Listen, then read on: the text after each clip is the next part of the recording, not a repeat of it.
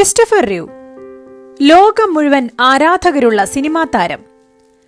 Superman എന്ന കഥാപാത്രത്തിന് ജീവൻ നൽകിക്കൊണ്ടാണ് Christopher റീവ് സിനിമയുടെ വെള്ളി വെളിച്ചത്തിലേക്ക് കടന്നുവരുന്നത്. 1980കളുടെ അവസാനം സൂപ്പർമാൻ പരമ്പരയിലെ 4 സിനിമകളിലും ക്രിസ്റ്റഫർ സൂപ്പർമാനായി അരങ്ങ് തകർത്തു. ഈ കഥാപാത്രം പുതുമുഖ നായകനുള്ള ബ്രിട്ടീഷ് അക്കാദമി അവാർഡ് റീവിന് നേടിക്കൊടുത്തു.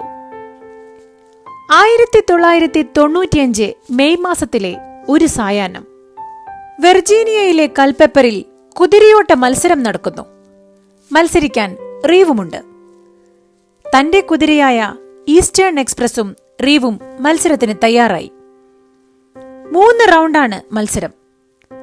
ആദ്യത്തെ 2 റൗണ്ടും റീവ് വിജയിച്ചു. 3ാമത്തെ റൗണ്ടിലെ ട്രാക്കിൽ വേലിക്ക് ഉയരം കൂടുതലായിരുന്നു. വേലിക്കടുത്തെത്തിയ കുതിര അപ്രതീക്ഷിതമായി നിന്നു.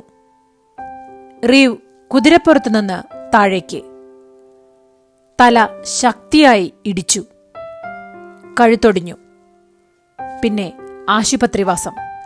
നിരവധി ശസ്ത്രക്രിയകൾ. സ്പൈനൽ കോഡ് തകർന്നു. കഴുത്തിന് താഴെ തളർന്നതുകൊണ്ട് തലച്ചോറും മറ്റവയവങ്ങളും തമ്മിലുള്ള ആശയവിനിമയം നിലച്ചു. ഈ അവസ്ഥയിൽ നിന്നും ഒരു മോചനമില്ലെന്ന് വൈദ്യശാസ്ത്രം വിധിയെഴുതി. പക്ഷേ തോൽക്കാൻ അദ്ദേഹം തയ്യാറായിരുന്നില്ല. ദിവസവും ശരീരഭാഗങ്ങൾ ചലിപ്പിക്കാൻ അദ്ദേഹം പരിശ്രമിച്ചുകൊണ്ടേയിരുന്നു. ഈ ശ്രമങ്ങളെ ഡോക്ടർമാർ എതിർത്തു. ആ എതിർപ്പിനെ അവഗണിച്ച് അദ്ദേഹം തന്റെ പരിശ്രമങ്ങൾ തുടർന്നുകൊണ്ടേയിരുന്നു.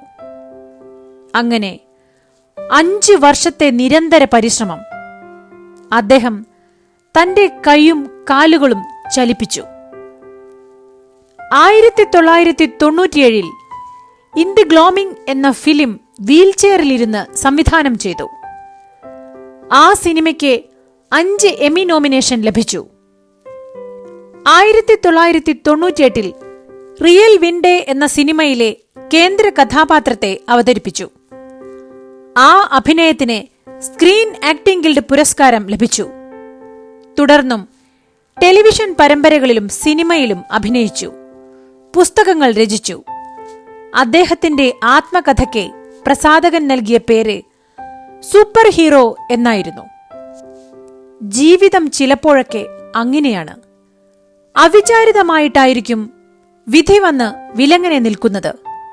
എന്നാൽ പരാജയപ്പെടുത്താൻ ശ്രമിക്കുന്ന വിധിയെ ഇച്ഛാശക്തി കൊണ്ട് കീഴടക്കാൻ കഴിയുന്ന ഒരു സൂപ്പർ ഹീറോ നമ്മുടെ ഉള്ളിലും എന്നുമുണ്ടാകട്ടെ. ശുഭദിനം.